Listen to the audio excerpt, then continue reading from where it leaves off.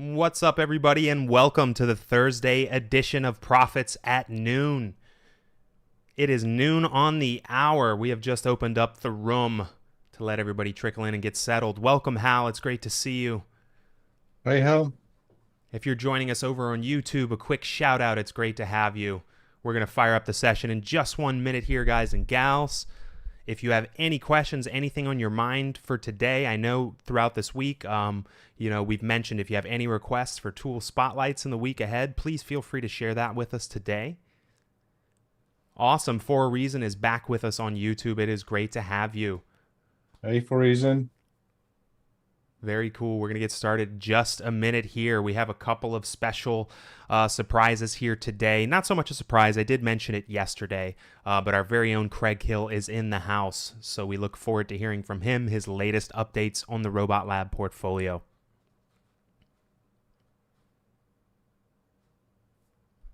Awesome. So historically, Thursdays have been a little bit of a slower day for us. So that's okay. We'll give anybody else a chance to join us here as I continue to sort of ramble and set up the event. And Richard will come in and take the reins for us in just a minute. But welcome all. If you're new to these sessions, I'll keep this succinct. We are live 3 days a week for Profits at Noon. That is Mondays, Wednesdays, and Thursdays at noon Eastern Time.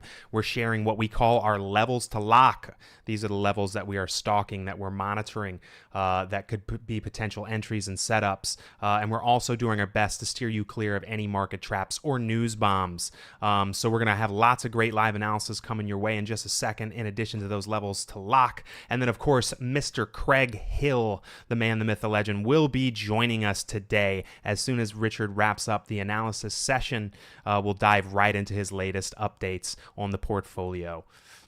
So awesome. Well, let's get things kicked off. So my name is Nate, again, if you're new to these sessions, and I am co-hosting this with our very own Richard Krugel, King Richard, as I like to call him. One final note before I give him the reins. We will have the return of our terrible pun or our dad joke of the day, of the week, however you'd like to see that, but we will be sharing one. So I hear grunting and groaning already. That is the appropriate response. So we are right on track. So excellent. And then actually one last note, with Memorial Day coming up, I just want to make sure we cover this Monday. A lot of markets will be closed. Some will be closing early. A lot of guys will be out of the office. So we won't have a session this coming Monday. I'll reiterate that at the end of the session. Just wanted to put that out there. I know yesterday we were talking about the week ahead and failed to mention that. So Memorial Day coming up on Monday. We'll scratch that session, but we will see you on Wednesday. So without further ado, we are 3 minutes after the hour. Mr. Richard Krugel, why don't you step in, take the reins, and walk us through today's levels to lock. Thanks, Nathan, and welcome everyone. Thanks for attending again today. I hope you had a fantastic day this far. And I'll, as always, go through our levels to lock, look at the market geometry that I like to use, and give my perspective of where the markets are moving. But before we do that, obviously, as always, just a quick reminder that all information in today's session is provided for educational purposes only, and it's not an offer or recommendation to trade futures, stocks, options, or Forex. All right. First things first, ES. Before we do get there, yesterday's minutes, let's quickly talk about that. So apparently the Fed minutes showed that the officials were split on support for more hikes. They saw that a timely debt limit increase as essential. They saw upside risks onto inflation outlook, and also stressed data-dependent approach that they've been following for quite a while, and that cuts are probably unlikely for the rest of the year. So a whole mixed bag over there, probably not going to help us much with the volatility. This whole debt ceiling thing is still on the back of investors' minds, probably quite a big worry for everyone as well. And also hence this pattern that we've been looking at for quite some time. Now, I'm still in two minds whether this has actually ended, but it does look like we had a beautiful symmetrical move to the upside here rather than a nice five-wave impulse, which I mentioned yesterday could potentially mean that this triangle, or expanding triangle, is potentially still underway. So it's just like going to probably be more volatile while price remains stuck within this range, or an expanding range, or the megaphone pattern, as some traders might call it. So we've had a bit of a bounce yesterday. That occurred at that projected range low. Order Price filled. moved higher. It's been above today's pivot point, sort of fluctuating above and below it at 4,143. And had a bit of a spike to the upside. It wasn't sustainable. Order submitted. Did not reach R1 today at 4,173. So I would think if price were to, on this current 4-hour candle, the next one, potentially break these few lows here around about 4,134, it's called 4,132, might see a continuation lower again today's S1 at 4,121. This could have been Order just submitted. a small little zigzag to the upside, but who knows? As long as price again stays within the confines of this upper and lower trend line, this expanding triangle, which I still think is the right sort of explanation of what's been happening here, is potentially still doing its thing. NQ, on the other hand, spiked sharply higher. Now, this is something to do with NVIDIA's earnings calls and forecasts that just came out. I think it was at market close yesterday. They beat expectations by a mile or something like that. And this obviously helped because it's on a tech stock, the NQ, a lot. Already broke these highs that were set last week. So yeah, this was then obviously corrective in nature. So the only pattern for me that fits a strong decline like this, and you've probably heard me saying this quite often, is what we call an expanded flat. So quite often, well, it's a zigzag, but your C wave is quite volatile, and this is perfectly fits in that sort of behavior of a C wave of an expanded flat. I've also recently, well, not recently, today, look at the sequence that we've been following for quite some time here. And there's quite some cool Fibonacci extension ratios, how can I say, present within this move to the upside. Still sort of labeling this as a wave 1 to the upside, wave 2 correction. And then this recent high over here reached the 161.8 extension of this first move to the upside. So the way I'm seeing things here now at the moment, I'll delete all of these lines again because it's really messy. So this was potentially a 1, a 2, a 3, expanded, flat, 4, failed to move into the area of the first wave. Remember, we also had this invalidation line here, and then price has since moved back to the upside again. Let me just get rid of that quickly. Now, if we still have to look at this pitchfork that I've had on my chart here for quite some time, maybe it's time to also get a little bit rid of this one. Again, just looking at this sequence here, sort of towards the end of April, potential 1, 2, 3, expanded flat 4, and a fifth wave still underway. So if price were to continuously follow this pitchfork to the upside or adhere to or respect the angular support and resistance lines here, then we might still see a fifth wave extend towards this upper red warning line. As we've seen multiple times on quite a lot of the other markets I've shown you, these red warning lines, I think that was on the YM especially, which we're going to have a look at next, how they tend to act as resistance or the final sort of area of support and resistance, depending which direction you're trading at before you get a deeper decline. Doesn't necessarily have to happen. Price is now technically just pipped this previous high. This could be a fifth wave, but I'm going to give it a benefit of the doubt and say that NQ could potentially still move higher. Quite often, your fifth waves travel the same distance as your 100% waves. So 100% of this move to the upside projected from where I proposed my fourth wave ended takes us all the way up to about 14,135. Also, again, in line or slightly below this upper red warning line, we also have a projected high deviation at that sort of same level, 14,123. Don't know if the Nasdaq will have enough legs to actually reach that today, perhaps tomorrow. Again, markets will be closed on Monday for Memorial Day.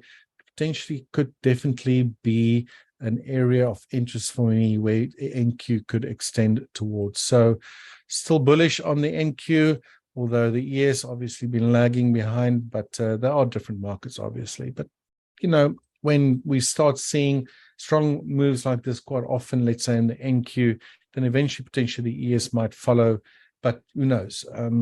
Funnier things have happened, that's for sure.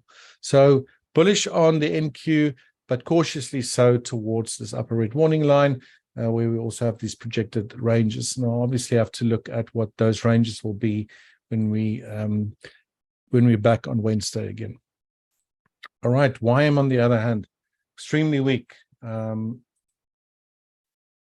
let me just open this up a little bit more. If we look at this retracement, since price reached these previous highs over here, actually over here, from this lows towards mid of March to these highs at the end of April, prices now retrace 61.8% of this entire move to the upside. So potentially here too, we had a 5-wave sequence of sort, 1, 2, 3, 4, 5, and potentially we have an A. This is difficult to measure. This could be what we call a running flat, a B, and potentially a C that might be nearing an end. Could actually move lower as well. But so I still think that the YM is correcting lower unless all hell breaks loose and we start seeing declines below the 78.6, around 32,226. But this could be an area of support for the YM to bounce higher and potentially end a larger correction. All right, unless, like I said, price just continues strongly to the downside. Price has been below today's pivot point at 32,952. It reached S1, which has sort of been acting as support, but it's also very close to the 61.8 retracement. So again, that's what I've mentioned, that price could just as well potentially either bounce higher, or this could potentially be a very good area where a much larger and quite, how can I say, messy corrective, if my assumption is right, corrective wave potentially ended. Right, that brings me to the Russell. Again, the Russell in one hell of a mess as well. Yeah, sideways sort of towards end of March. I've floated the idea that we could potentially be seeing a very large, large ranging, should I say, symmetrical triangle formation. That could still be the case here, but price sort of like, I don't know if you can say that is a symmetrical triangle or more, because like sort of reaching the same sort of areas on the top and the same sort of areas to the downside. So price could potentially still move all the way down here again. If this is some sort of a triangle formation, one would expect some sort of 5-wave move, where this was potentially a 1, a 2, a 3, maybe a 4th that does not take out these lows or gets very close to it, bounces higher again, and then we get a decline at a later stage. So expecting the Russell to be pretty messy for probably a substantial while longer. Year 2 price has been below today's pivot point at 1,778. It just sliced through on the current candle below today's S1 at 1,757. And it's just sort of bouncing from today's, it just pipped today's S2 at 1,742. So who knows, guys? Is this a triangle? It's clearly a range. That's very easy to see.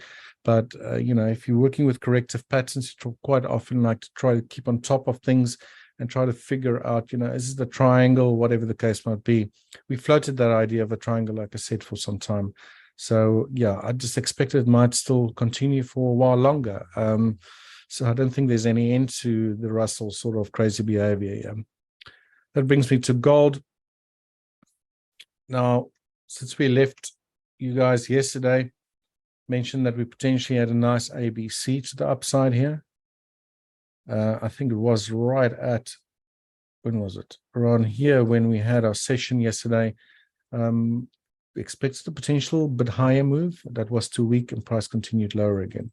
So an ABC or single zigzag corrective pattern to the upsides are clearly evident. This after price, after a 5-wave sequence, also re-hit this upper channel that we've had on our chart sort of around the mid of April, I believe it was. So also really nice to see how this geometry worked out and caught these extreme moves. And then now the strong decline. So after 5-wave sequence, we expected that we might see a deeper decline that could retrace a decent portion of this move to the upside that started around the end of Feb. All right. So price found temporary support at 50%. This is where we got this single zigzag to the upside.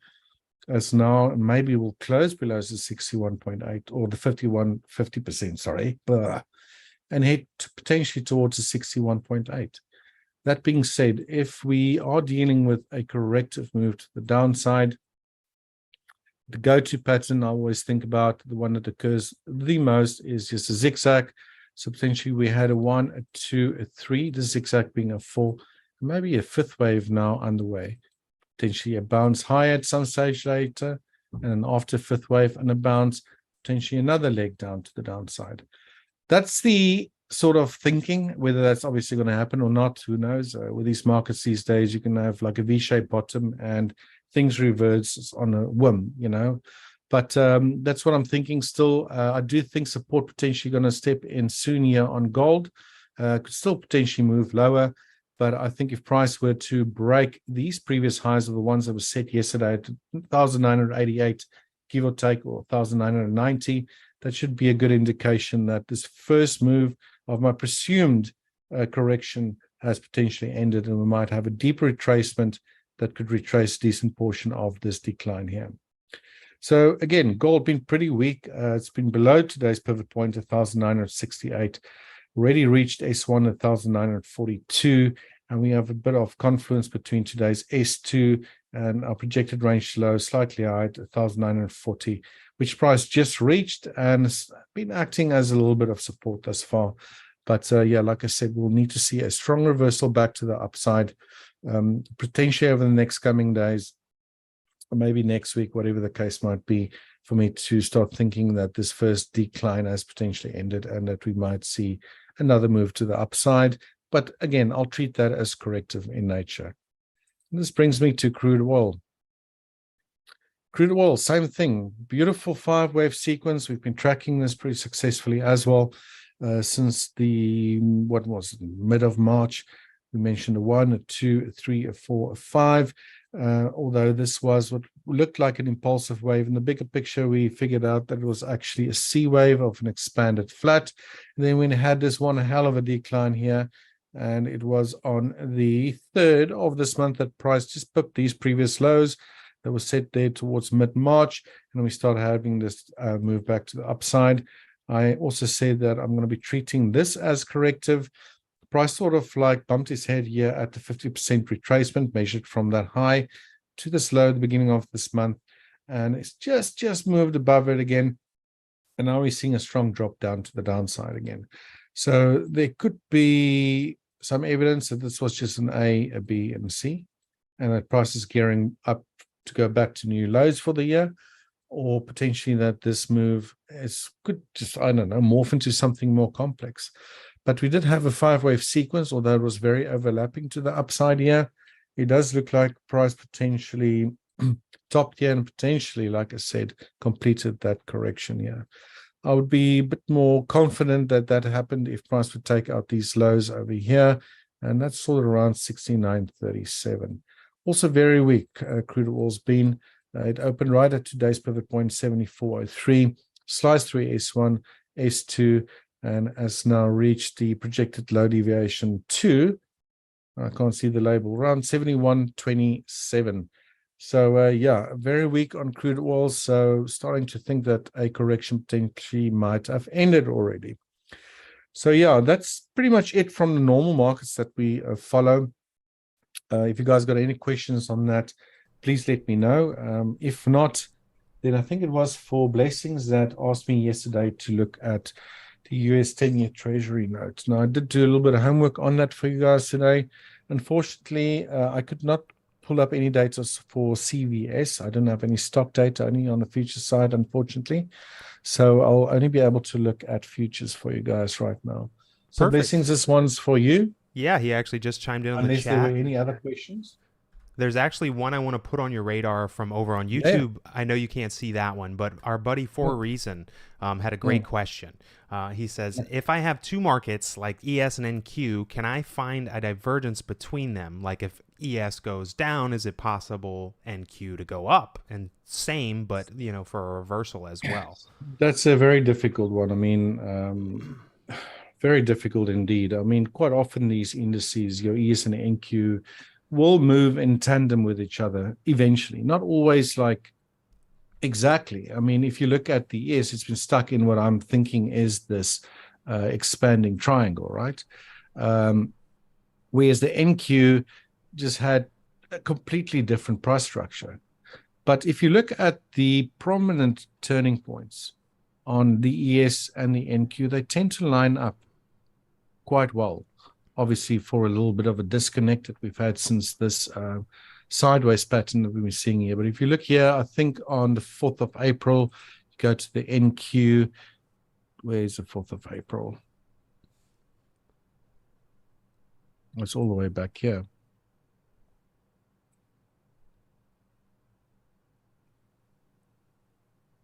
There we go, 4th of April. Made a top and then a decline. Yes, a different sort of correction. It is a different market composed of different stocks, etc. But, I won't say they're not correlated at all. They're not inversely correlated. This is what I'm trying to say. So quite often, people tell you like gold and ES or the indices, for example, are inversely correlated, or the dollar index with gold prices, for example, are also inversely correlated. So let's say dollar index gaining strength, then gold typically moves lower. So I wouldn't use that as an indication that if the ES is going down, that the NQ would go up at all, to be dead honest with you. Roger that. Well, thank you for that, Richard, for the insight. And if you have any follow-up questions on that for a reason, please feel free to fire away there in the chat. We'll make sure to address that for you. And that extends to everybody here joining. And it looks like Craig actually had a little note in the chat there. I was just about to mention we've got Craig warming up in the corner like Rocky Balboa, ready to. I was actually going to mention that. Have a look at NQ and ZB. Great point. That's a good one. I wish I could actually. Is there a way that you can actually pull up another chart, maybe a line chart, like over the actual price of, let's say, the NQ, for example? I know you can do that in different other platforms, but I haven't done that yet, or not even tried yet on the NQ. You can add a data series, another data series, and it'll drop up and it'll drop a ZB in the pane lower. Yeah, ZB.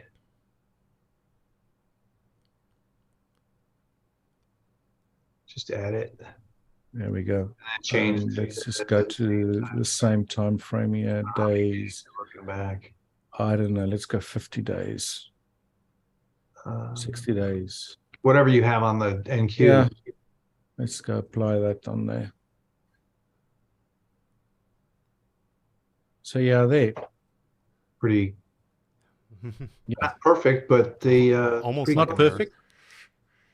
But you see, yeah, even then, you have periods where, let's say, the NQ is moving lower in conjunction with the ZB, but then at some point they get disconnected, where the NQ obviously moves strongly back to the upside. The ZB, obviously moved lower here, but sort of a period where they did the same thing, but the ZB continued lower where the NQ went higher. But yeah, if you look at these dates, quite often very close to your swings, for sure. So I'd rather look at that than NQ and ES spread together, that's for sure. Yeah. Got it. All right. Awesome. Cool. All right. So, Craig, since you're in here, I'm just quickly going to look at ZN for, was it for blessings? Did pull up quite a lot of chart data here for ZN on a weekly. And, once I looked at the 4 hour a little bit earlier on, things looked obviously extremely crazy. That's quite often why I want to look at a higher time frame as well to get a bit of a bigger picture view. Now, I couldn't go back further in my data than around 2009, but in any case, it looks really, really weak, obviously, here. This, to me, looks like a beautiful 5-wave sequence to the upside. And what's ever happening here, this looks like a 1, 2, potentially a 3, correct a 4, and another one to follow. Maybe move up and down again, but that's obviously trying to go into future too far here. If you look at your retracement thus far from this low, price barely reached the 50%. So obviously in a bearish move at the moment, for ZN. Could potentially still continue lower. This certainly looks like it was a corrective wave, in my opinion. That being said, when I looked at the 4-hour time frame, it sort of did look like this could be an A, B, a C. And if price does not actually move low and find support here, this might morph into what we call a double zigzag, i.e. we need another 3 moves back to the upside and then downwards. That being said, any sort of higher bounce, if I'm wrong about prices actually and they don't break these previous lows, then that's definitely still a possibility that prices could move higher, but I'll still treat that as corrective in nature, if that makes sense. This low here, which I've also found quite interesting in October last year, just pipped this previous low, or did it get very close to it? Where was it? Or almost reached this low. When was this? In August? No, I'm looking at something else here. This one over here. Not this recent low. I do apologize. These lows here in October was broken in October again. So quite often I see there's a correlation. If you look at the cycle work, which I'll probably incorporate some stage later in my work as well, it does look like there's some sort of support stepping in around about the October handle. Whenever that will happen, or if it does happen, I'm not sure. But just from a wave perspective, this does look like a 1, a 2, either a 3, a 4, or 5, and I'm completely wrong. Prices moves higher, but look at how impulsive this looks. So for me, this does look like a 1, a 2, a 3, potentially a 4 that didn't have much legs to move much higher or is still underway. But whatever happens next, I still think that Z10's got some more downside on the cards. So that's pretty much what I see on ZN for the time being. So yeah, the recent, I won't say recent, was about 3 weeks ago. These highs could potentially have been the end of a corrective pattern. Right, blessings. Hopefully that helps you out. I know this is some sort of in the bigger picture view of things, but quite often if you do look at the bigger picture, things don't in this case look as bad as if you were to just focus on a 4-hour time frame looking at this insanely strong decline over here. So yeah, just in the bigger picture, take note that price not really even retraced 50% of this low to this high that formed here in, when was this, 2020. So if just FIB work with anything to go to, then it missed the 50%. It could still potentially move towards there. Again, I'm looking at the June contract here.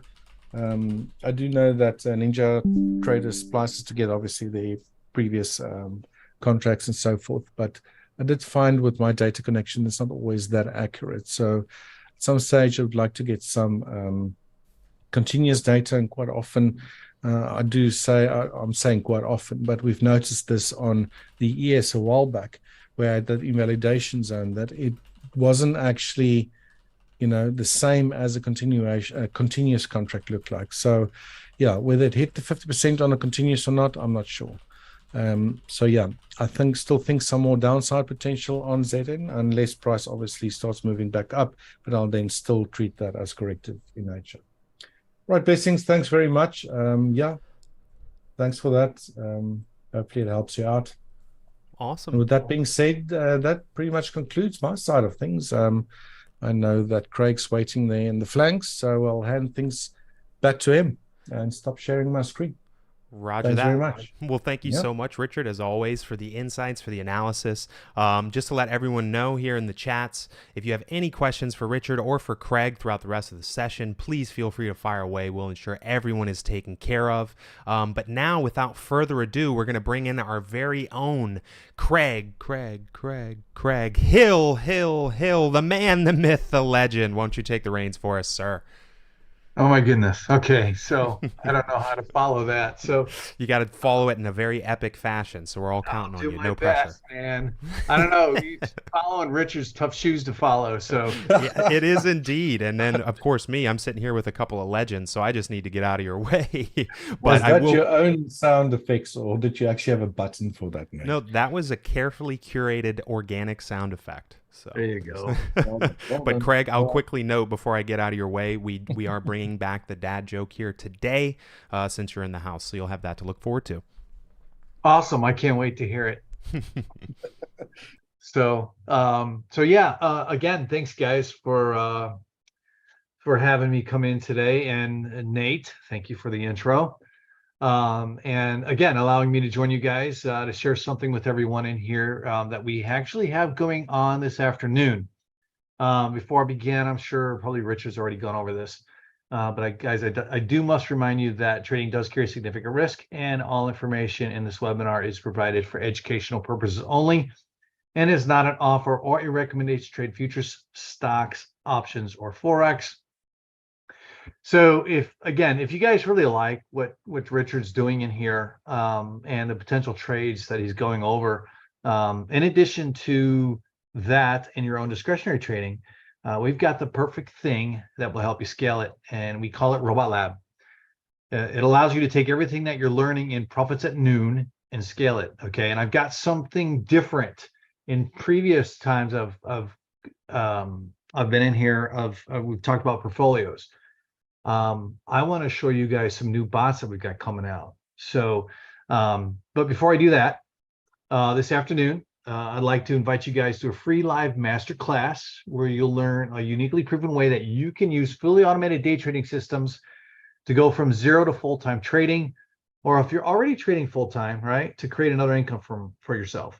Okay, I'll be there. I'm not going to present, but I will be there. And the presenter is the guy that is the architect behind Robot Lab. His name is Christian. You're going to love him. Let me just give you a sneak peek of what you're going to see this afternoon. Okay, it's going to be about a 60-minute presentation with some time for Q&A at the end. And here's what Christian's going to talk about. So let me move on. And actually, you're going to get a free robot too, just for attending. So, but what you're going to learn this afternoon, Christian's going to go, he's going to talk about our backwardation certainty secret. Okay, and what that even means. So this way you'll know what to expect from an automated trading system. And so this way you could develop trust in a system. So this way you continue trading it for the long term. Okay, he's going to show you how to slash risk. Okay, risk is a huge issue, not only for myself, but in speaking with other traders. Drawdowns are huge issues, right? Especially if you have a small account. He'll show you how to create a portfolio of bots that minimizes drawdowns and maximizes profits. All right. In fact, guys, with the next few slides, I'm going to show you the performance of a few new robots that we have already been running in some portfolios, okay, that will soon be added to Robot Lab for all Robot Lab members, okay? Their risk is so low, actually, that we trade them on the full-size contracts. So if we've got a portfolio made up of micro contracts, for smaller accounts, we'll actually trade these bots on full-size contracts, or at least a minimum of 10 micros. I mean, you could do 5 to 10, whatever. I like to call these low-risk, seasonal pattern, trend-following, momentum breakout strategies, because that's pretty much what they are.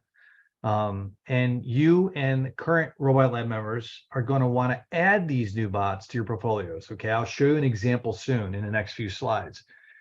So again, these are new bots. They'll be released soon, and they won't only add to your bottom line, but they'll help minimize drawdowns. Okay, and that's what we're talking about. And Chris is going to expand more on that in today's class. So he's also going to discuss with you the #1 automated day trading system mistake that traders make. Okay, and he'll show you how to avoid it. All right, this is something that I've had to learn the hard way. And finally, he'll show you a 0 to full-time action plan. So this way you'll learn a step-by-step plan for scaling your portfolio of bots as you build your account over time.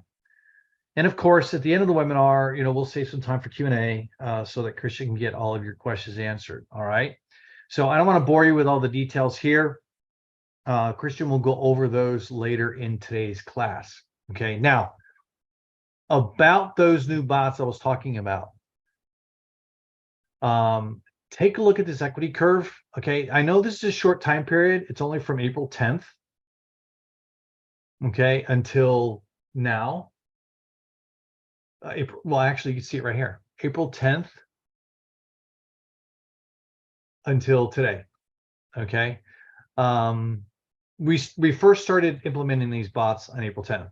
Okay, but look at these performance metrics. Okay, just by adding these bots to a already pre-made portfolio, if you're, for example, if you are a Robot Lab member and you're here with us today, awesome. Get excited, because when we release these bots, you definitely want to add these to your portfolio. Okay, the maximum drawdown is literally just over 225 bucks. Okay, and again, this isn't on micros. Okay, this is trading one E-mini or full-size contract, full-size gold, crude, bonds, 10-year notes, natural gas, and so forth.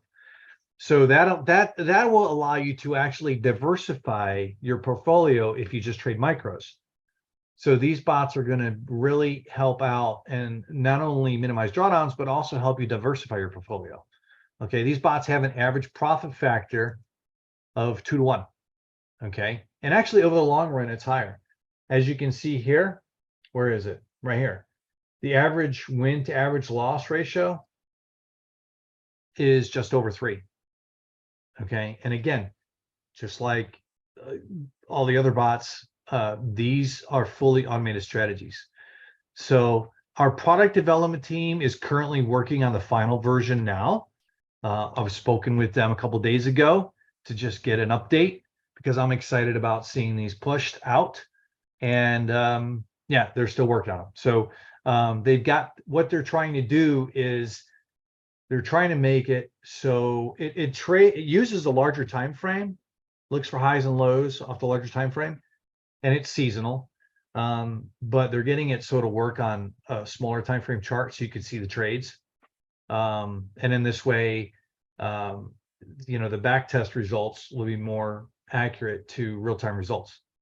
So I'm already in the 5th or 6th version. I think by it finally comes out, hopefully when I get that next version, we'll be able to test it. And within a few weeks, I hope that we can release these. And it's actually it's one strategy with different strategy templates built for different symbols. And that's where the seasonality comes in. So Robot Lab members, I'll explain more when we release these. And for those of you who are not Robot Lab members, I just wanted to share this with you that we're constantly developing, right, and improving and making Robot Lab better. So if you're not a Robot Lab member, now is the time to really consider it. Again, Christian will give you all the details this afternoon. Okay, but I just wanted to go over this and show you guys. And by adding these bots to any portfolio, okay, pretty much what it does or what these bots will do, they'll provide you with a higher return to drawdown ratio and a much smoother and consistent equity curve. Okay, I'll show you that in a minute. But look at this. This is the net profit distribution of the live trades, over the same period since we started testing it back on April 10th. Okay, and it pretty much just shows you how it's performed. It gives you an idea of what to expect out of each trade. Okay, notice how the winning trades, okay, the green, on average, are 3 to 4 times the losing trades. Okay, and in the short, you can see in the short period, we're only 40%. But look at this, it's 40% profitable, right? But we're still making money. Right, we still made $1,000 over the last month and a half, almost. And again, it all boils down to the average win to average loss ratio, okay, or profit factor. All right, so look at this. Okay, this is what happens when you add these new bots to one of our pre-made portfolios that trades on micros only. Okay, so on the right over here is the Fantastic 5 pre-made portfolio. Okay, since April 10th. I wanted to stick with the same and show you guys this. Okay, and again, this is without the addition of the new bots. Okay, look at your drawdown and look at your profit, right? Still made money. But On the left is the F5 plus the new bots. Okay. Now look at this and look at our drawdown. Okay. So we've literally cut the drawdown by a third, plus or minus. Okay. So, again, you're going to want, and we've got, right now we have templates for 7 bots, but we're working on creating templates for additional bots, and additional instruments like heating oil. NASDAQ is one. We don't have a template for NASDAQ. So we're working on that, and other instruments, other futures, FX futures, for example, the pound, the Swiss franc, other futures contracts. Okay. Here are the performance metric comparison. Okay. On the left, this is the F5 plus new bots. Okay. And on the right is just the F5. Okay. You can still see, since April 10th to 525, we've had a nice run in the F5. We made about $2,000. This is trading micros. Okay. 60% profit factor, right? This is what I want to point out is the average win to average loss ratio. Okay. And then when you look at the new bots, we've added to that. We've increased the drawdown a little bit, right? Because I mean, these are non-correlated. So we've actually increased the profit factor slightly. Okay. And look at the average win to average loss ratio. Okay. It's a little bit higher. So it's better. Okay. The average trade is actually slightly better. All right. And the average losing trade is actually slightly less. Okay. And the average winning trade is slightly higher. So, from a psychological standpoint, one of the things I've talked to many traders is one of the things I've talked to many robot lab owners, I should say, is the consistency in the equity curve. And one of the hardest things to do for a trader is to run a system and stick to it. By adding these new bots to your systems or to your portfolio, okay, it's going to be psychologically, I don't know what's the word for it, more pleasing, because it's going to be easier to continue because these bots are going to fire off and take trades that the other bots wouldn't normally do. And that's going to help the portfolio. And it's going to be easier to continue running a portfolio. Okay. Look at the profit per month on average versus without these new bots. Okay. This is without. Okay. F5. All right. So I just wanted to show you guys that. Okay. Over the long run, see how by adding these new bots to the Fantastic Five portfolio, we have a much smoother equity curve. Okay. The top one is what the equity curve looks like when you add these new bots to the Fantastic Five. Okay. This is with. All right. The bottom chart is without. Okay. Notice your stagnation period is longer. Okay. It goes up, stagnates, goes up, stagnates, goes up, stagnates, goes up, stagnates, right? And then we got a nice little stagnation period there. You got a nice run up and then pull back. But notice what's happening here by adding these bots. You don't really have that stagnation. And this is what I'm talking about, guys. This is really good stuff. This is what I'm talking about. With the addition of these new bots, you're going to have your stagnation period is going to be lower. So when you're sitting there and you're 2 or 3 weeks into this and your equity curve isn't really gone anywhere and you're like, this isn't working right now, what's going on? Well, instead of pulling the plug and moving on to the next best thing, right? With these additional bots, it's more consistent, right? You're always going to see some type of an increase, right? More consistency, less stagnation, if you will. Okay. So with that said, guys, if this piques your interest, okay, and or if this looks like something that you'd be interested in learning more about, okay, then again, I would encourage you to join us this afternoon around 4:15 Eastern, 3:15 Central. Okay, Nate's posted the link in the chat there. And in fact, one of Chris's portfolio just made over 69K so far this month. And it doesn't even include these bots. Okay. And he'll show you all the trade performance. He'll show you how you potentially do it too. Yeah, even if you just traded micros using the same portfolio that he's trading, you know, that would have been about 7K so far for the month. Okay. So, and again, just for joining us, you guys get a free robot. All right. Now, if you're on the fence, okay, I'll be honest with you. I was skeptical about automated trading systems at first. Like both Nate and Richard, you know, I'm a discretionary trader. Then I started trading a few of the robots in another live account, and I started to see results, you know, positive results. And for the most part, that actually matched backtest results. I've had to build, you know, I had to add some slippage in there because you don't get that in sim. So in live, you sometimes you get some slippage, but in doing that, we've pretty much got backtest results similar to real time. It's not perfect, but it's close, right? But now, you know, I've got a handful of bots that I turn on, you know, once a week. And that's the thing. This doesn't require a whole lot of time. You once a week, check on it in the morning, throughout the day if you want, or if you don't have to. But at the end of the day, trading day, you should, just to see what's going on. Make sure everything's flat and so forth. You don't have any orders lingering that you shouldn't have.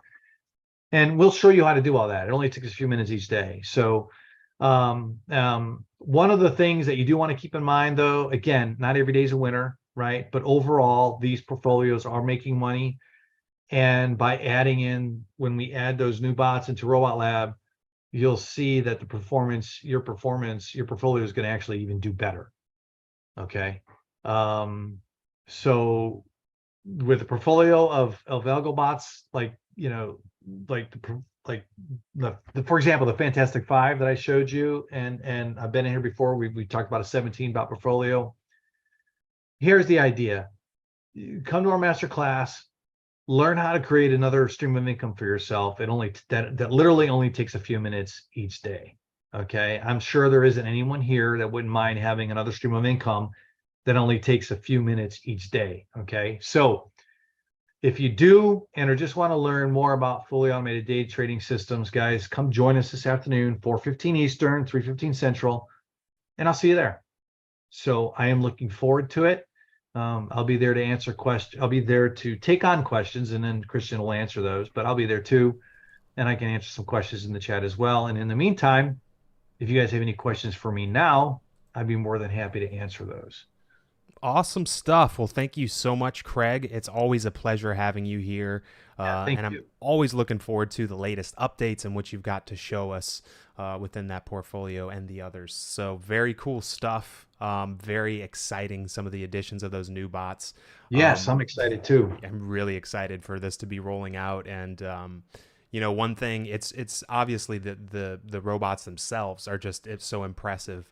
But having, you know, been exposed more and more to the back end of this and the customer support side of it, and as you mentioned, showing, you know, we basically will hold your hand, show you how all of this works, how you can kind of develop this into a system that's only taken up a few minutes of your time each week. Right. So there's just the support on the back end of this just really blew me away as much as the bot's performance did, just because I truly believe it's unmatched anywhere else in the space. The level of guidance and support you receive. So very cool stuff. Of course, we want to encourage you to join us today after market close. If you can't get enough Craig, and who can, you can get some more Craig in your life. As he mentioned, he will be on deck with Christian. And these are the two best guys you could be in the room with. If you have any questions on automated day trading, if you have any questions about these Robot Lab portfolios, these are the guys to go to. So we really hope to see you there. And as Craig mentioned, if you have any questions for him here today, we are, of course, happy to address that before we wrap. We have still a few minutes on deck here, so if you had anything for Craig, anything about the Robot Lab, the event, and also that applies anything for Richard before we leave, we'll be happy to take those questions. So we'll just give you guys and gals a few minutes here, or a few seconds, just to fire away in the chat if there's anything on your mind. If not, we do have that, as promised, or as threatened, I should say. We do have a dad joke on deck here waiting. So it looks like we do have a question coming from over on YouTube, Craig, so I'll put this on your radar. Our good friend For a Reason asks, if you have a $6,500 drawdown on a funded account, the Robot Lab, will this automatically draw down, or just a little? I think I might need you to clarify that just a little bit, For a Reason. I think I lost just on the tail end of that, but I do understand on the front end you're asking about a drawdown in a funded account specifically. I wonder if they're referring to like an Apex account. Sure, that's what I'm thinking. One of the things is those. It can be done. We've had clients do it and get funded in an evaluation account, like an evaluation prop account like that. Unrealized P&L, I believe. Yeah, it's It's a big factor. It's a little more challenging because their maximum trailing stop drawdown is based on unrealized gains. That's right, yeah. You'd want to definitely be really picky about the portfolio that you choose to trade in an evaluation account. And these bots will actually help that, because they risk $50 and you either make money on the trade or they just cut losses quickly. And you're going to make anywhere from 150 to 200 bucks on these new bots, and only risk 50. So you definitely want to add those bots to the portfolio, and then, other bots that with minimum drawdown and that have profit targets in place, instead of holding on into the close, or you can always manage them yourself. Sure. Those bots. Human intervention.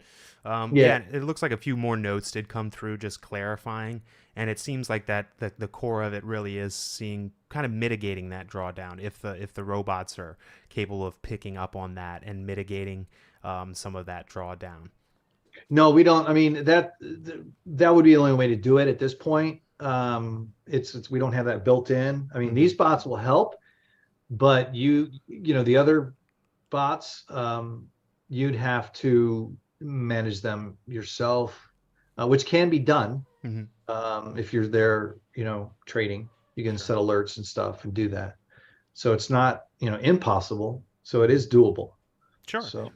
Excellent. Well, thanks for the clarity on that, Craig. And as mentioned, the level of support, the white glove installation service, everything that comes with that package is really built out to ensure that you don't have any questions, or that you're never left, out on an island wondering what the hell is happening.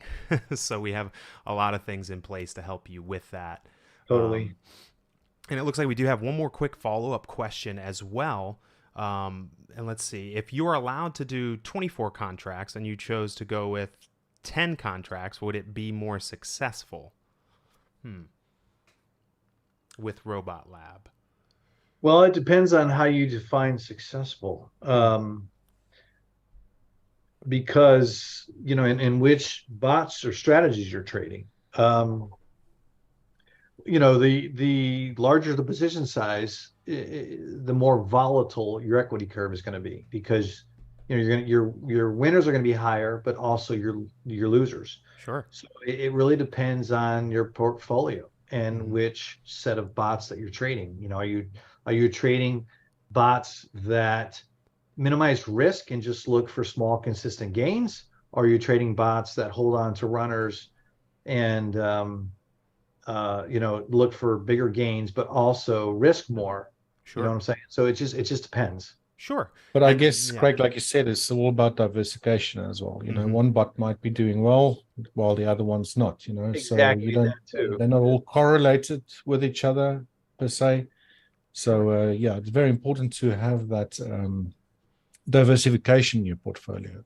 That's Totally. for sure. Absolutely. But I mean, if for reason, if you like using a funded trial or account, then yeah, I don't think they look at margin requirements that much because you still have to sort of like pass that, don't you? But if you were to trade 24 contracts, I mean, how did you work that out? Because you're going to need margin that you need to put up for that. So maybe you can do it on the micros, maybe not.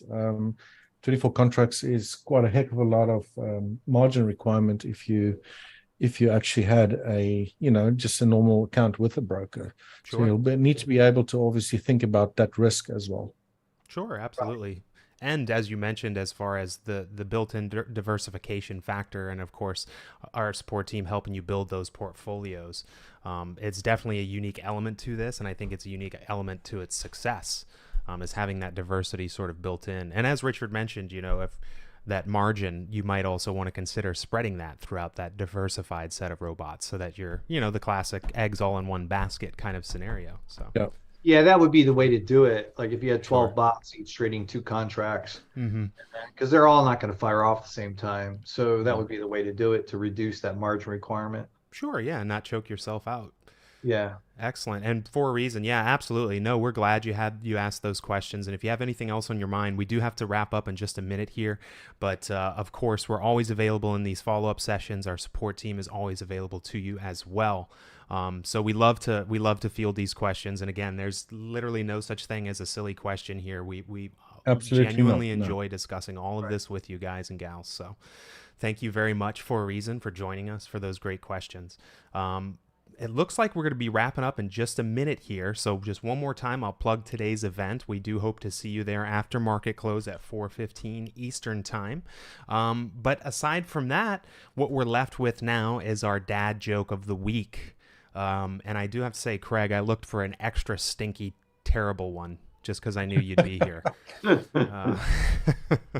So if we're ready to quickly hit our terrible dad joke of the week, we'll go ahead and unleash that on you folks before we head out here. So, Craig, since you're our special guest, I'll go ahead and thrust this upon you.